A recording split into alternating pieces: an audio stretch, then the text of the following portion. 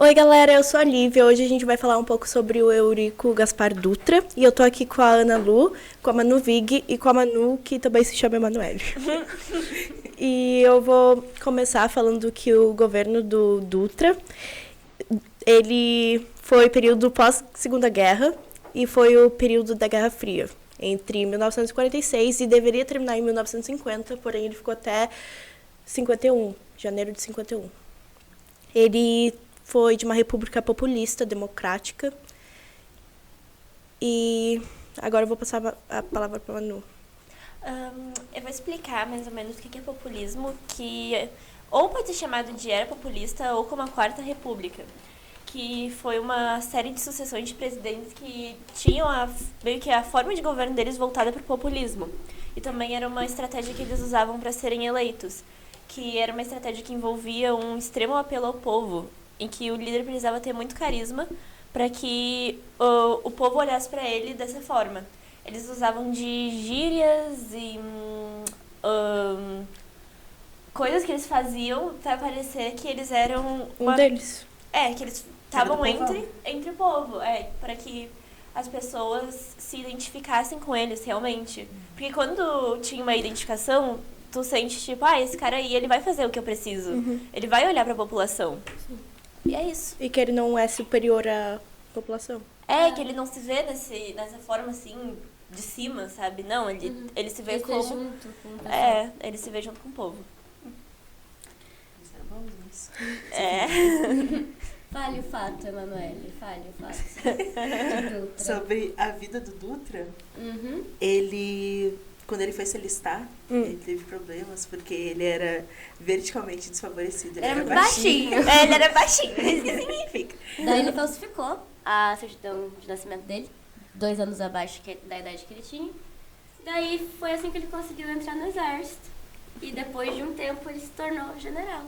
Ele passou uma humilhação, mas ele foi Exatamente. Exatamente. Ele obteve vários votos pela aliança do PSD e do PTB, que a gente sempre pensa Vargas em ambos, quando a gente fala de ambos, pela questão que Vargas era do PSD e ele criou o PTB. Aí ele derrotou o Eduardo Gomes, da UDN, que é sempre oposição, a gente sempre pensa em oposição. E também tem a questão que a reeleição não era algo que acontecia lá.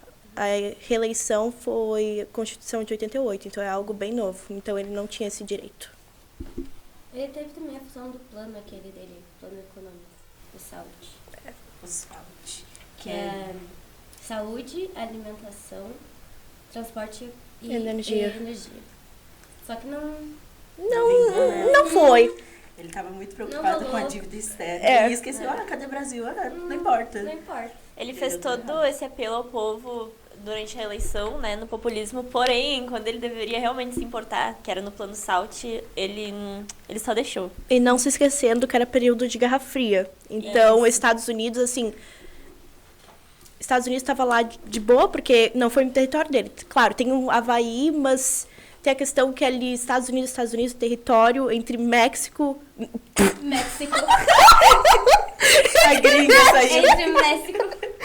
Entre México e Canadá, ele estava ali, de boa. Então, eles estavam em período de Guerra Fria. E teve aquela coisa que, tipo, na Segunda Guerra, eles estavam meio juntinhos, né? O Brasil e os Sim. Estados Unidos. Então, quando teve essa função da Guerra Fria, eles estavam ali, tudo juntinho, tudo na mesma coisa. Sim, o Brasil vai se juntar, vai aliar aos Estados Unidos. Aí tem aquele negócio que geralmente dá muito bafafá entre os historiadores e tal, que é do Partido Comunista do Brasil, que o Dutra queria acabar com eles, né? Tipo, queria caçar e acabar com a existência desse partido, em prol à saúde nacional do Brasil, por exemplo. Porque ele tinha medo que tivesse uma guerra, né? Exatamente, porque ele achava efeito que era infiltrado, tipo, o Brasil... Espionagem. Uma espionagem da União Soviética.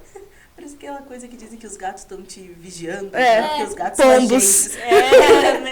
Meu Deus. Eles comunistas do Brasil, eles estão aqui nos espionando. Exatamente. A gente é imparcial. Enfim.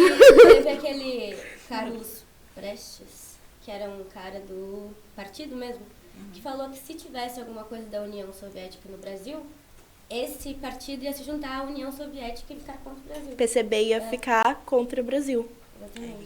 E aí... E não era só um pensamento do Dutra, porque tem a questão que até nos Estados Unidos tinha a questão que eles acreditavam muito no efeito dominó. Sim. Que o comunismo ia, assim, ser que nem um dominar todo mundo. Sim, exatamente. Tudo isso é muito atrelado à política externa do Brasil nessa época, do governo do Dutra, porque a partir desse momento que há a Guerra Fria e ele está aliado aos Estados Unidos, ele decide cortar 100% qualquer relação que tinha com a União Soviética. Isso, na época, foi meio esquisito porque a maioria dos países tinham algum acordo econômico com a União Soviética. Uhum. E ele corta tudo. A Guerra Fria foi um período em que houve extrema polarização política, o que significa que cada bloco comunista e bloco socialista, cada um foi para um lado. Uhum. E nenhum deles, comercializava com o outro de forma alguma. Então, o Dutra se torna um aliado incondicional dos Estados Unidos, ou seja, do bloco capitalista, e ele faz uma forte repressão ao comunismo dentro do país. E a Guerra Fria foi um conflito indireto e político-ideológico, o que significa que a União Soviética e os Estados Unidos, elas não se combatiam diretamente, porém elas enviavam reforços, por exemplo, para outras guerras que aconteciam. Cada uma tomava um partido, tomava um lado, e aí eles mandavam os reforços deles para atuar nessa guerra. Ou também teve a corrida espacial, né, que nada mais foi do que uma corrida para ver quem tem mais... quem tem o bloco científico mais avançado no país. Então, eles lutavam com zonas de influência. Eles não se combatiam diretamente, porém eles ficavam nessa de competir quem era melhor no quê. É muito indiretinha. Sim, indiretinha. Porque eu tenho um iPhone, a fulaninha não tem. Era literalmente isso, sério. É Twitter na vida real. Eu tenho uma bomba melhor que a tua, quer ver? Foi iniciou. O Twitter é parte disso aí. Foi. E aí foi por isso que o Dutra era tão contra os comunistas aqui dentro do país. Sim. E tem o ponto político da questão da Guerra Fria e o ponto econômico. O político foi que ele se alinhou aos Estados Unidos e rompeu com a União Soviética. E, como consequência, o PCB, o Partido Comunista Brasileiro, foi colocado na ilegalidade. Foi tudo no mesmo ano, Sim. Foi em 47. Sim. Daí teve o fechamento do coisa em maio e o rompimento em outubro. Foi tudo no mesmo ano. Tudo levou uma coisa a outra. Ano conturbado aí, sem pessoal. Foi bem bom esse ano. E teve o direito à greve que foi restringido. Assim, a liberdade de expressão definida pela Constituição foi desrespeitada. E falando em Constituição, a gente esqueceu de falar que... da nova Constituição. Sim, uma nova Constituição. 31 de janeiro de 46, Dutra tomou a posse, que também foi aberta a Assembleia Constituinte para a elaboração de uma nova Constituição, que foi a Constituição de 46, que substituiu a Lei de 37, que antes era o Estado Novo, que era algo que a gente chama de polaco, que tem a influência da Polônia,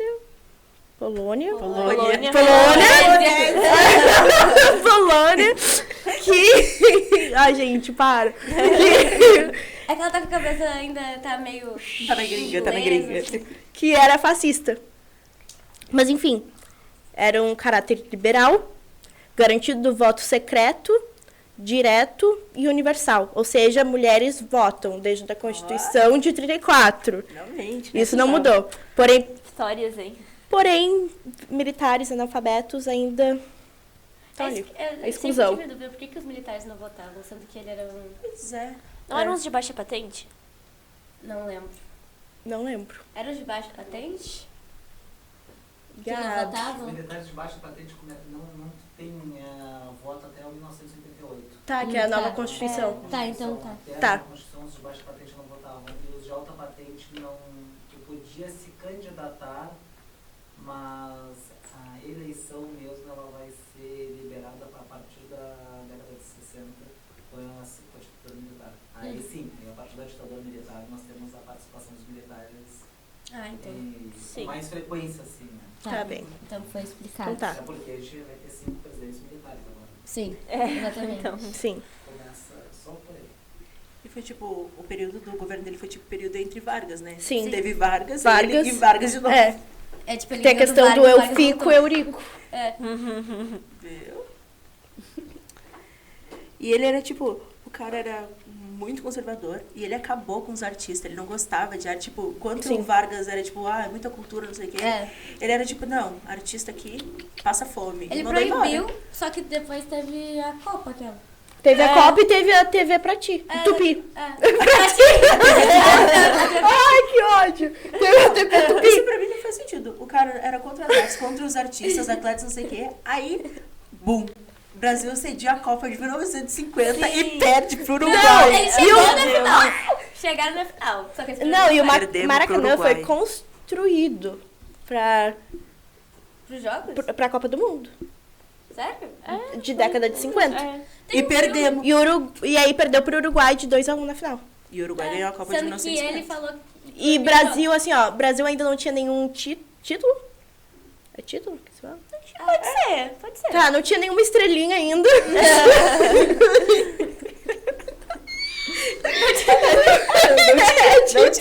Não tinha. Tá, não tinha. Mas mesmo assim, o Brasil sempre. Mudamos completamente assunto, agora eu vou falar de Copa. O Brasil sempre foi muito assim pra questão do futebol. E isso deixou os brasileiros muito tristes. Não mais do que o 7-1. Sim, mas a Nem questão. a Croácia. Nem a Croácia. A gente deixa baixo. Foi dolorosa. É. Mas tem a questão da TV Tupi que a gente falou, que isso traz a tecnologia pro Brasil. É verdade. Que isso foi um marco que tá trazendo a tecnologia no Brasil. Sendo que ele não Primeira emissora de TV. Olha aí a Brasileiro. globalização começando. Olha que loucura, hein? É verdade. Informação. E falando, eu esqueci de falar o ponto de vista econômico. Diga. A gente se perdeu, a gente foi... E agora a gente tá falando de Copa. Mas a Manu Vig falou um pouco disso, que foi a questão que o país passou a depender da importação de bens de consumo. A questão do comércio externo. A questão que os Estados Unidos estavam ali, de boa, blá, blá, blá. Aquela função de entreguista? Sim. E aí teve uma desestimulação da indústria nacional, da indústria brasileira. Você Então, pegava de fora e sim. ignorava de dentro. então isso foi Sim. muito desfavorável para o Brasil. E aí isso abriu as importações para os Estados Unidos. Que no governo do JK tu vê muitas, assim, marcas de carro vindo para cá, que aí blá, blá, blá, blá. Outro motivo pelo qual o Salt deu ruim, né? Só se Sim. preocupava com os Estados Unidos. Era os Estados Unidos, Brasil Ele nada. era o fã número Sim. 1. E tem a questão do petróleo, que entra na questão do Salt, que eles definiram que a extração e o refino seria uma parceria público-privada, que é o Estado, mas com uma iniciativa privada. Mas isso deixou muita gente, assim, meio chateada pela questão do público, que ter ali uma mãozinha no Estado. Mas aí os Estados Unidos pensou assim, ó, Brasil, petróleo, então os Estados Unidos ficou interessado no petróleo do Brasil, né? Né? É. É, Pelo menos você soltou alguma coisa do Brasil, né? sim. Pelo menos algo. Depois de tudo. Lembrando que a Petrobras ainda não existia aqui. É verdade. Não existia aqui. É verdade. E teve a Organização dos Estados Americanos, que foi uma sede em Washington, nos Estados Unidos, a qual o Brasil passou a fazer parte, tendo como objetivo a defesa da soberania dos Estados americanos e de suas respectivas democracias representativas. Que é a questão assim, ó. Democracia representativa é assim, ó. Tu elege o político, mas ele te representa. Por isso representativo. Bom, é. Interessante. Interessante. Legal. Então, acho que era isso, né? Acho que era isso, Sobre galerinha. letrinha, coitadinha. Adiós. Tchauzinho.